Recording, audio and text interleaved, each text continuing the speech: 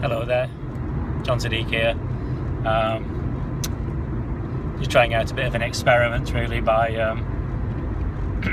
having a drive and a talk at the same time, as I'm often busy in the car.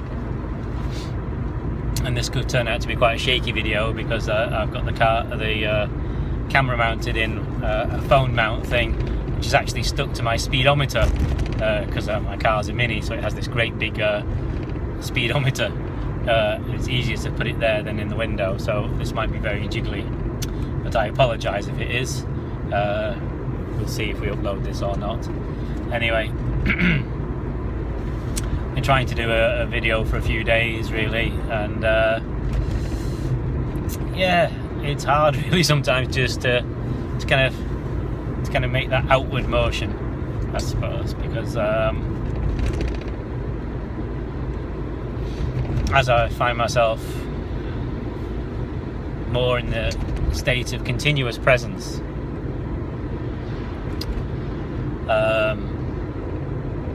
there's a kind of not much of an urge to kind of say so much or try to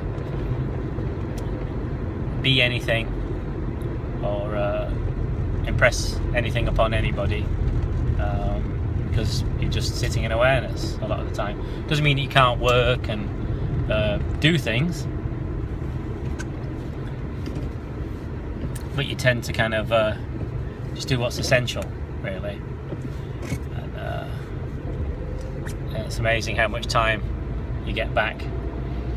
So I'm just driving through a place called Littleborough at the moment, on the way back from Rochdale. I've just been over to see an old friend this morning who I've not seen before since before I went to India. That's been maybe 3.5 months since I've seen him. 3 months. And yeah, he's gone off to work now, so I'm heading back to Hebden Bridge, and I'm coming back the Todmorden way. And yeah, we were just chatting, catching up, and he's looking very, very good. He's been doing lots of Aikido, my old brother Chris, and working hard, and he's looking very good on it all actually, which is really nice to see. And as usual, we talk a whole kind of gamut of things. We talk a lot about music because we both like music a lot, and he has actually got an old live album of mine that I did back in the Duonio days. There used to be a record shop called Small Note Records, and they used to put on gigs in there, and it was 13 years ago now, 14 years ago, I performed live in there, and we recorded the session, and quite a lot of artists used to do that. And there was this very limited edition set came out called Live at the Small Note, and like Live at the Blue Note, Live at the Small Note, but much more kind of experimental music and things. So I'm quite excited to go home and see if I can actually dig out the master recordings of that, because they've just languished in a box, I think, since that release came out, and very few people have ever got to hear it. So I might put it up on Bandcamp, but I'll change it to Beautiful Noise Skin, of course. And yeah, so that's very interesting. But we also talk a lot about sort of the state of the world, and and politically how things are at the minute. Try not to get caught up in all that stuff, because it's mostly created things and wanting us to react to it, and there's very little that we can actually do directly. So watching lots of news and fretting about things and kind of making noise on Twitter and that sort of thing actually achieves very little, although dissemination of information is a good thing. But we can't trust the press anymore to do anything, because it's just all so manipulative, about hating other people really, and ultimately hating ourselves. How everything is always wrong, there's always something wrong. So I wonder why it is why we don't choose our politicians and subscribe to media that actually encapsulate the higher values of being a human being: compassion, kindness, integrity, intellect, soulfulness, spiritual quotient, emotional quotient, as well as intelligence quotient, of course.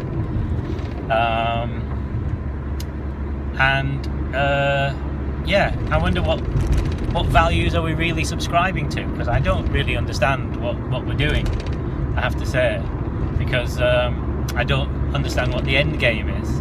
There has to be a point. Is there some point where we will just be like the richest country in the world? Is that the point? And then everybody can bow at our feet?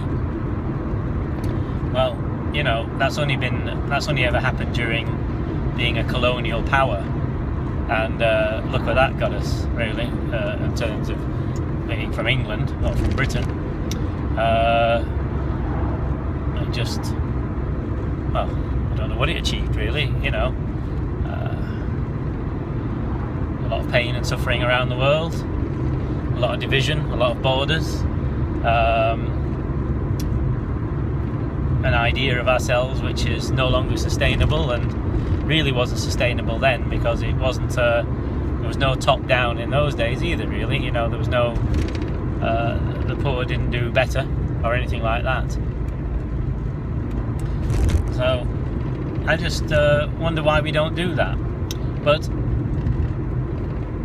really, anyway, there's nothing which we can do apart from, and this is like the biggest thing of all, because we can just get on with our own awakening, and that's not a thing we can force, but it's something that we have to take responsibility for. It's a really interesting thing that in order to become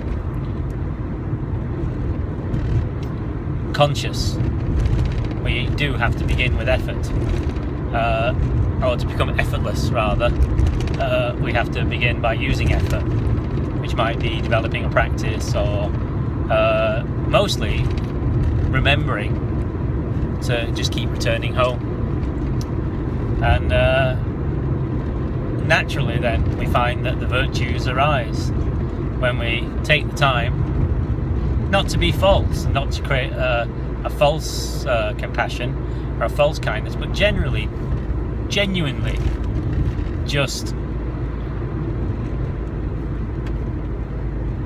returning to the state of being the observer within, not commenting, letting the thoughts go a little bit, letting the stories that we live through go a little bit, not placing our identity in things that have long gone, but actually just learning who we are by discovering who we are in the present, rather than trying to create an idea of oneself in the mind, and then trying to live through that, which of course we can't do. We die of starvation, and life never quite seems to go where you want it to. You can achieve a great deal that way. I achieved publishing a lot of books, and I achieved a certain status as a writer, and you know, I became quite well known, and yet it was all done by force of trying to fit myself into a shape and forcing myself out into the world. And you know, you might be saying, yes, but you've got to have drive, you've got to push, otherwise you get nowhere. But actually, had I have trusted the unfolding, had I have trusted the discovery of self, not the egoic self, but the truth of the self, which is natural to all of us, how do I know where it would have gone? You know, when we're not hard like that, when we're not pushing hard, then there's room for people to come to you. There's room for the world to open up. There's room for discovery. There's room for adventure. And while we're doing that through a fixed lens of, even if we are having adventure and seemingly having a good time and making the money and all that sort of thing,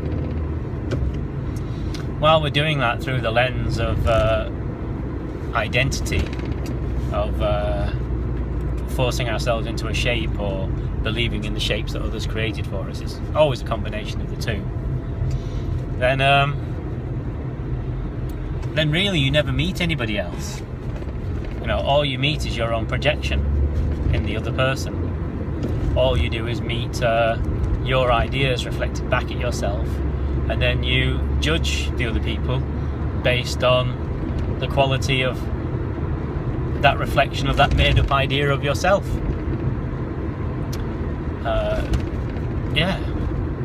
No room for kindness there then. And even if we are acting as a kind and compassionate person, even then we are, if that's not coming from the true place,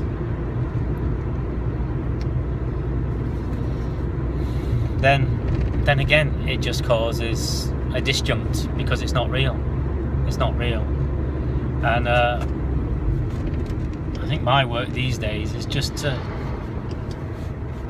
try to say, let's be real, let's be really here, and which doesn't mean try harder.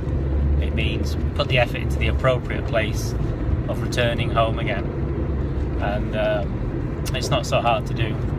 We have a sense of presence inside us, and it's when the mind takes over, then we stop believing in who we really are, and then over time we kind of tighten into the idea of the identity and start believing in it more and more and more. This person did this to me, my father died when I was young, so my life has always been like this, or this person really hurt me, my ex-wife did this, my ex-husband did that. I've just overheard somebody saying something about back in 2003 when this thing happened, and this led to this and this led to that, and that's why today I'm like this. I was just in a stall, and I actually overheard that, and I've said words like that myself. And that's how long ago was that? 13 years ago. So, same time as we recorded the Small Note thing.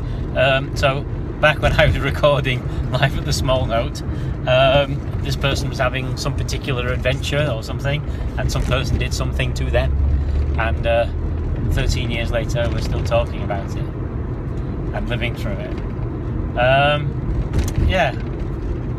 So there's no room for kindness there, and kindness cannot be manufactured, compassion cannot be manufactured. What you end up with is a kind of whining pity, I suppose, if you do that. Or the other side of that is you end up with the way things are seemingly at the moment, with crazed world leaders, God bless them, and division and kind of incredible groups of sort of fascists and totalitarians and idealists, but not idealists, but wrong idealists, and yet all of that stuff is absolutely created by kind of living through ideas in the mind instead of simply coming home to the presence that we each are. It really is as simple as that. But you can't change anybody else's mind. You can't make some big politician whose entire idea of power being some sort of manifestation of war or whatever. No, but we can simply come home. I don't think that last bit made much sense, actually. I'm kind of driving and trying to talk at the same time. I'm not much of a multitasker, it would seem. But as I said, this was just an experimenting video, just to see how it would work out. And it's maybe I'll post it, maybe I won't, but we shall see. Whatever. I hope you're having a lovely day, and I've got my meditation class tonight, and there's some exciting news coming up, some day retreats, and not just spiritual day retreats, but some writing day retreats as well for Canterbury. So there's lots of stuff on there. Have a look on the Wise Words website, Wise Words Festival, and have a look on their website. I'm doing lots of stuff for them in May. I'm at some events in Bradford Literature Festival in May as well, at the end of May. And in between all that, I'll see my clients one-to-one, and I'll lead my meditation class, and we come together in the spirit of truth, and I concentrate on my own relationship to that truth as well of ourselves, which is what we're here for. All right, lots of love to you. Bye bye.